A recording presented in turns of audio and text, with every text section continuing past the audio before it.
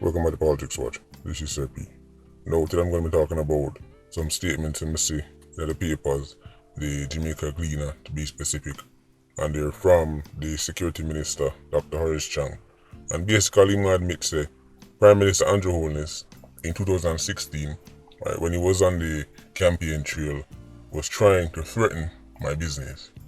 By now you should know I sell unicorns and I sell them well. I'm going to tell you about it.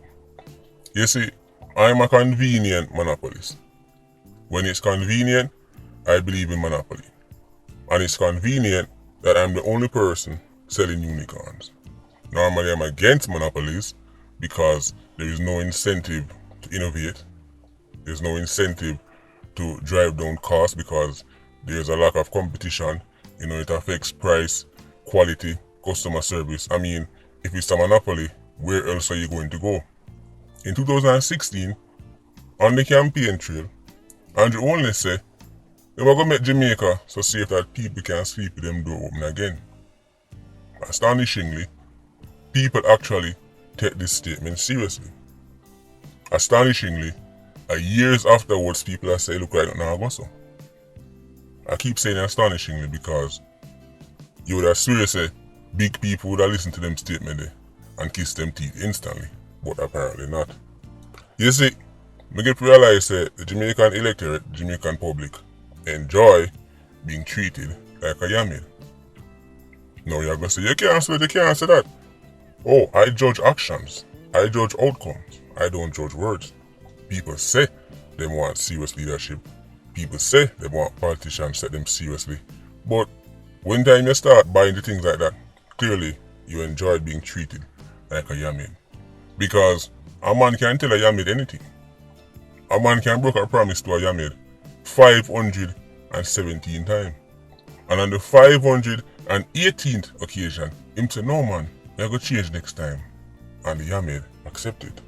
So the Jamaican public clearly enjoys being treated like a yamid. The land of wood, water and yam.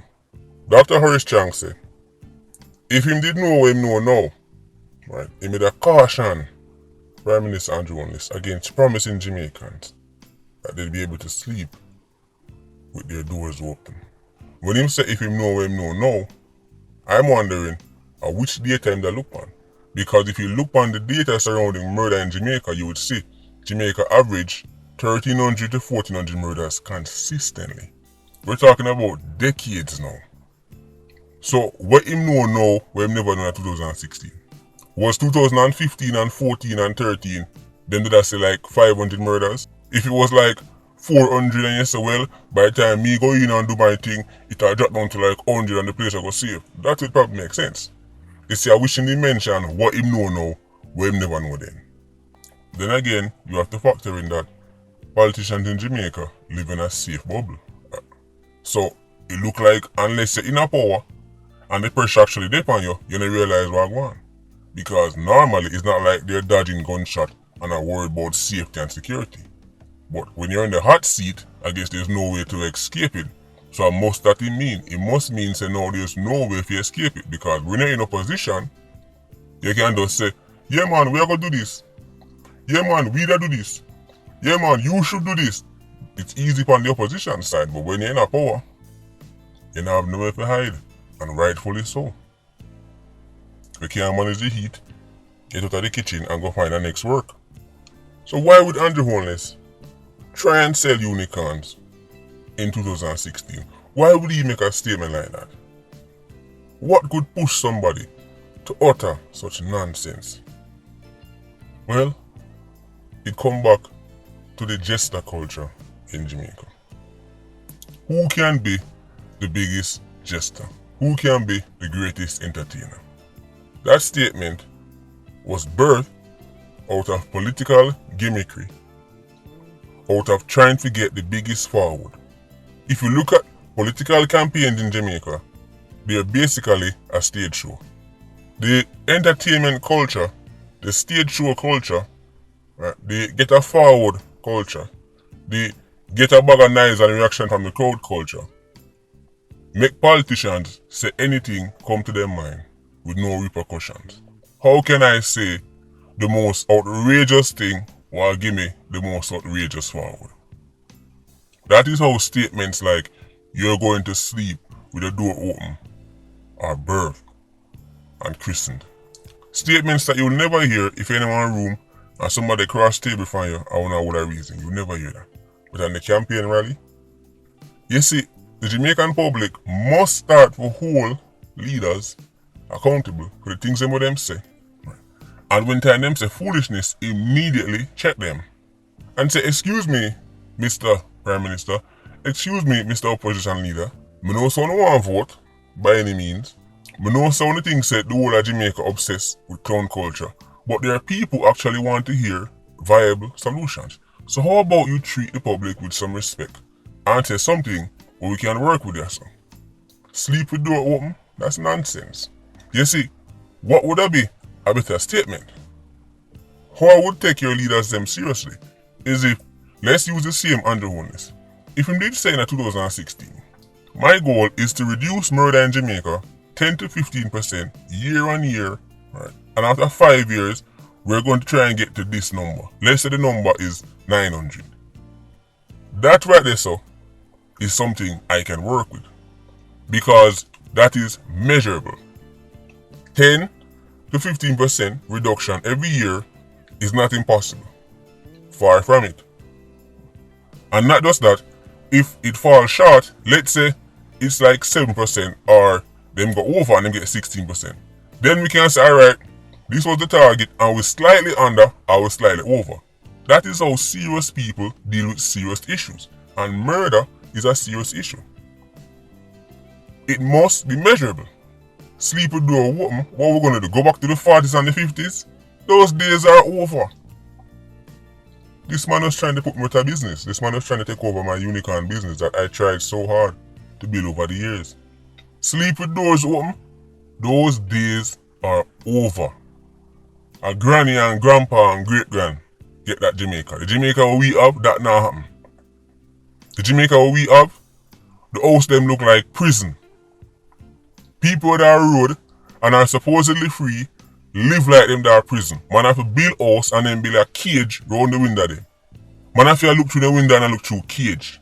So everybody a jailer at Jamaica. Not just the man them on Horizon, not just the man them on a GP, but the regular civilians are also jailers because at night time them have to lock up them. A matter of fact, it worse.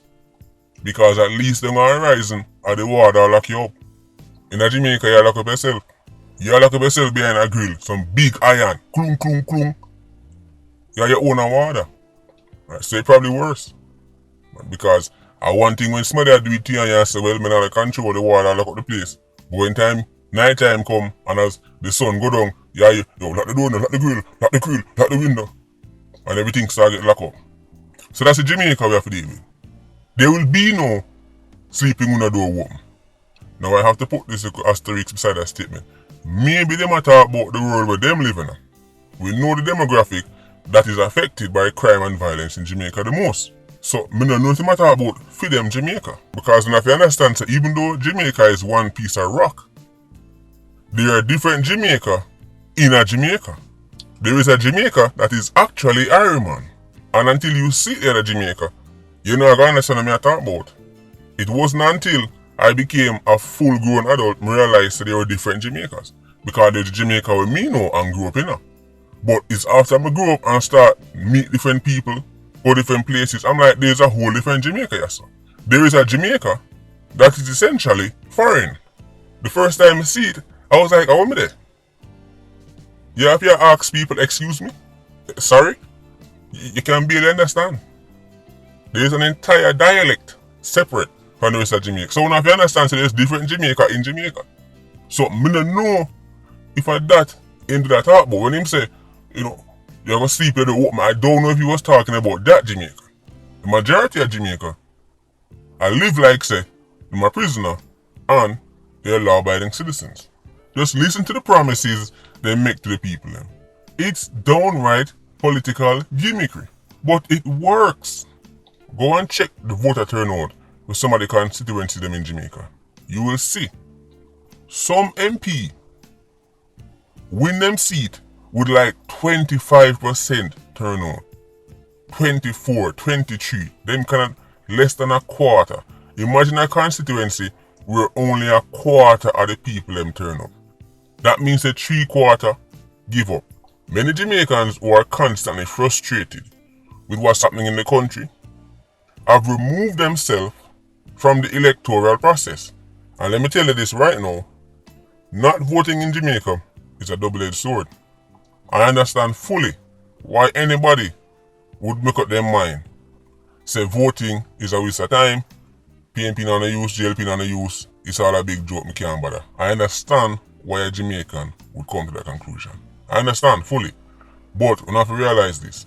When the Jamaicans who are not impressed by the gimmicks, when the Jamaicans who actually want serious answers to serious issues, kiss them teeth and remove themselves from the electoral process, understand you are not hurting the PNP or the JLP, you are hurting Jamaica. But of course, people have the right to choose, and that include choosing not to go choose. But just understand, say, Simon, now stop vote.